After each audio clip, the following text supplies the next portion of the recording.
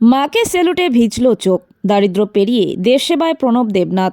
বাড়িতে ফিরেই মাকে সেলুট, তারপর নিজে টুপি মায়ের মাথায় পরিয়ে দিয়ে আবেগে ভাসলেন বিএসএফ জওয়ান প্রণব দেবনাথ।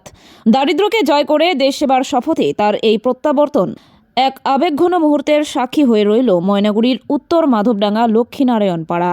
এক বছরের কঠোর প্রশিক্ষণ শেষে রবিবার বিকেলে বাড়ি ফেরেন বিএসএফ জওয়ান প্রণব দেবনাথ। বাড়ির উঠোনে পা দিয়েই প্রথমে মাকে সেলুট জানান তিনি। এরপর নিজের টুপি মায়ের মাথায় পরিয়ে দিতেই আবেগে ভেঙে পড়েন মা। আনন্দ অশ্রুতে ভিজে ওঠে গর্বের সেই মুহূর্ত। অত্যন্ত দরিদ্র পরিবার থেকে উঠে আসা প্রণব দেবনাথের ছোটবেলা থেকেই স্বপ্ন ছিল দেশ সেবার। সীমান্তরক্ষী বাহিনীর জওয়ান হয়ে দেশের নিরাপত্তায় নিজেকে নিয়োজিত করার লক্ষ্যেই এগিয়ে চলেছেন তিনি। পরিবারে মা বাবা ছাড়াও রয়েছে দুই ভাই ও দুই বোন। জীবিকার তাগিদে বাবা দীর্ঘদিন ধরেই বাইরে কাজ করেন এবং বর্তমানে কর্মসূত্রে বাড়ির বাইরেই রয়েছেন। চরম আর্থিক সংকট সত্ত্বেও পড়াশোনা চালিয়ে গিয়েছেন প্রণব, কখনো লক্ষ্যচ্যুত হননি। 2024 সালে বিএসএফে নিয়োগ পান তিনি। এক বছরের প্রশিক্ষণ শেষে বাড়ি ফেরায় খুশির জোয়ার বয়ে যায় গোটা এলাকায়। গ্রামবাসীরা ব্যান্ড পার্টির সুরে ফুলের মালা দিয়ে তাকে উষ্ণ সংবর্ধনা জানান। গাড়ি থেকে নেমেই প্রথমে মাকে প্রণাম করেন প্রণব। এরপর বটেশ্বর মন্দিরে গিয়ে ঠাকুরকে প্রণাম করে আশীর্বাদ নেন। সেখান থেকে ব্যান্ড পার্টি তালে তালে আনন্দ মিছিলের মধ্য দিয়ে পরিবার ও প্রতিবেশীরা তাকে বাড়িতে নিয়ে যান। একজন দরিদ্র পরিবারের সন্তানের এই সাফল্য আজ শুধু তার পরিবারের নয়, গোটা গ্রামের গর্ব। প্রণব দেবনাথের এই যাত্রা প্রমাণ করে দেয় অদম্য ইচ্ছাশক্তি, কঠোর পরিশ্রম ও দৃঢ় সংকল্প থাকলে দারিদ্র্য কখনো দেশ সেবার পথে বাধা হয়ে দাঁড়াতে পারে না। ভাই, প্রথমে আমাদের তরফ থেকে কংগ্রাচুলেশন। Thank you. তোর এই সাফল্যে আজকে গ্রামবাসী যেভাবে তোকে আজকে সংবর্ধনা দেবে, কি বলবি আগে সেটা বল। সবাইকে অসংখ্য ধন্যবাদ। সত্যি এটা আমার কাছে একটা সারপ্রাইজের থেকেও কম না, অনেকটাই বেশি, যেটা আমি আশা করিনি। সবাইকে অসংখ্য ধন্যবাদ, থ্যাংক ইউ। লাগছে? খুবই ভালো লাগছে। ছোট থেকে স্বপ্ন ছিল? ছোটো থেকে স্বপ্ন ছিল দেশের জন্য কিছু করার, দেশ সেবা করার। তো 2024-এ এসএসসির মাধ্যমে এক্সাম কোয়ালিফাই করেই, ফিজিক্যাল মার্ক করেই চাকরিটা পেয়েছি। আজকে আমার 1 বছর পূর্ণ হলো। মধ্যপ্রদেশ ইন্দোরে ট্রেনিং ছিল আমার, সেখানে কমপ্লিট করে আজকে বাড়ি ফিরলাম। তোমার এই যে এই জার্নিটা কতটা কঠিন ছিল? জার্নি তো মোটামুটি কঠিন ছিলই। তার মধ্যে মা বাবার সাপোর্ট ছাড়া তো কোনো দিনই সম্ভব ছিল না সেটা। মা বাবার সাপোর্ট ছিল, তারপর যেমন নিজের ফ্যামিলি রিলেটেড, যেমন ভাই বোন, সবারই একটা সাপোর্ট ছিল। সেই সাপোর্টের দ্বারাই জন্য আজকে আমি এই জায়গায় পৌঁছতে পেরেছি। পরিবারে তোমরা কতজন? পরিবারে আমরা 2 ভাই 2 বোন, মা বাবা। তুমি ছোট না বড়? আমি আমার দিদি আছে বড়, দিদি পর আমি, তারপর ভাই বোন। এবার তোর যে প্রথম পরীক্ষা থেকে শুরু করি, সেটা যদি একটু ডিটেলসে বলিস আমাদের খুব ভালো হয়। প্রথমত আমি ফর্ম ফিল আপ করলাম 2023-এ, তারপর এক্সাম দিতে গেলাম, এক্সাম দিলাম। প্রথমত আমি 2022-এ একবার দিয়েছিলাম, তো সেটাতে পেপার কোয়ালিফাই করেছিলাম, বাট সেটাতে আমি মেডিকেলের কাট অফ থেকে বের হয়ে গেছিলাম। তারপর থেকে আবার শুরু করে দিলাম পড়াশোনার মাঝে গাড়ি চালাতাম, টোটো গাড়ি চালাতাম, মোটামুটি 1-1.5 বছর চালিয়েছিলাম।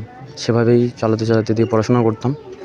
তারপর তো এক্সাম আসলো নতুন আবার, সেটা করার পর এক্সাম কোয়ালিফাই করলাম, তারপর মাঠ মেডিকেল যা আছে সব কোয়ালিফাই করলাম, করার পর ফাইনালি চাকরিটা পেয়ে গেলাম। এই যে বিএসএফ হওয়ার স্বপ্নটা, এটা কি সেই ছোটবেলা থেকেই? ছোটোবেলা থেকেই এটা আমার বাবারও একটা স্বপ্ন ছিল যে আমার ছেলে একদিন আর্মি হবে, দেশের জন্য কিছু করবে। তো সেটা পূরণ করতে পেরেছি, এটাতে আমি অনেক খুশি। পেপারস কমপ্লিট করলি বাড়িতে নিজে নিজে পড়ি না কোথাও টিউশন? আমি টিউশন পড়িনি, নিজে নিজে পড়েছি, সাথে আমি অনলাইন স্টাডি করেছিলাম। অনলাইনেই আমার কোর্স নেওয়া ছিল, অনলাইন কোর্সে আমি করেছিলাম। এবার মাঠ তোর কোথায় হয়েছিল? মাঠ হয়েছিল আমাদের শিলিগুড়ি সিআরপিএফ ক্যাম্পে, যেটা কাওয়াখালীতে অবস্থিত। আর ফাইনালি জয়েন করে করলি? ফাইনাল জয়েন করেছিলাম জানুয়ারি মাসের 2025-এ।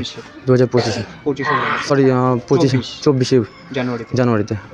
তোমার ট্রেনিং কোথায় হয়েছিল? মধ্যপ্রদেশ ইন্দোরে। কতদিন? কত মাস? এটা 11 মাসের ট্রেনিং, 44 সপ্তাহ। এখন পোস্টিং কোথায়? আমার এখন বর্তমানে পোস্টিং রাজস্থান 35 নম্বর ব্যাটালিয়ন, যেটা জয়সলমেরে অবস্থিত, ডাবলা গ্রামে। জয়েন করার পর কতদিন পরে বাড়িতে আসলি আজকে? আজকে আমি 21 দিনের ছুটিতে আসলাম বাড়িতে, 21 দিন পরে আমাকে বেরোতে হবে। মা বাবার উদ্দেশ্যে, গ্রামবাসীর উদ্দেশ্যে কী বলবো? সত্যি বলার মতো তো কোনো ভাষা নেই। সবাইকে অসংখ্য ধন্যবাদ। সাথে আমার মা আছে আর বাবা আছেন, তো বাবা আজকে কোনো কারণবশত বাড়িতে নেই, তার জন্য খারাপ লাগছে, কোনো ব্যাপার না। তো মাকে অনেক ধন্যবাদ, সবাইকে ধন্যবাদ। পরবর্তী যারা আছে তোমার মতো, যারা দেশের সেবায় স্বপ্ন দেখে, তাদের উদ্দেশ্যে কী বলবো? তাদের বলবো চেষ্টা করে যাও, ভালো মতো মাঠ মেডিকেল করো, সামনে আবার এক্সাম আসছে, প্রিপারেশন করো, হয়ে যাবে সবারই। যাই হোক, আমাদের পক্ষ থেকেও শুভকামনা থাকলো, শুভেচ্ছার ফুল ছড়ানো রইল। আপনার দেশ সেবার কাজ খুব ভালো করে করুন, দেশের নাম উজ্জ্বল করুন এবং দেশকে নিরাপদে রাখুন। ধন্যবাদ। নামটা একবার। আমার নাম প্রণব দেবনাথ।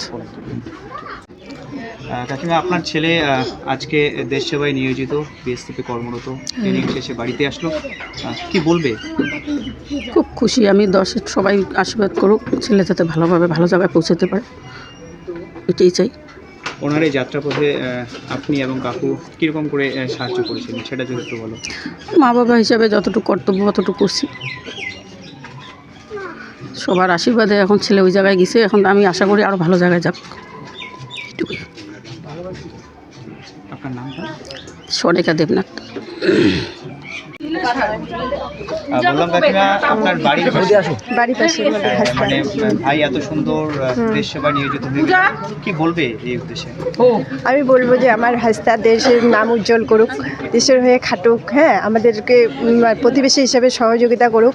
আমরা চাই আমাদের ছেলে, আমাদের ভাস্তা আরও উপর অঙ্কে চলে যাক, আমাদের ওর সুখ ভালো, ওর সুখ আর ওর মনে করো ভালো ভবিষ্যতের উজ্জ্বল ভবিষ্যৎ দেখার জন্য আমরা আশা করি, এটুকুই আমার বক্তব্য। সাধারণত আজকে যেটা দেখলাম আপনারা চারিবাড়ি সবাই মিলে সবাই আমরা ব্যান্ডপার্টি খুশি। বাজিয়ে নাচের তালে ওকে বরণ করে নিলেন, হুম, এটা যদি একটু বলেন। সাধারণত আমরা সবাই ওর চাকরিটা হওয়াতে সবাই খুব খুশি হয়েছি, তাই খুশি মানে আমাদের ভাগ বাটোয়ারার জন্য সবাই মিলে একতা হয়ে আমরা সবাই আজকে ভাস্তাকে বরণ করে ঘরে তুললাম, এটুকুই আমার। আপনার নাম? আমার নাম সুষমা রায়। আর এই জায়গাটার নাম? এই জায়গাটার নাম হচ্ছে উত্তর মাধবডাঙ্গা গ্রাম, কিন্তু পাড়াটার নাম লক্ষ্মীনারায়ণ পাড়া। লক্ষ্মীনারায়ণ। হুম।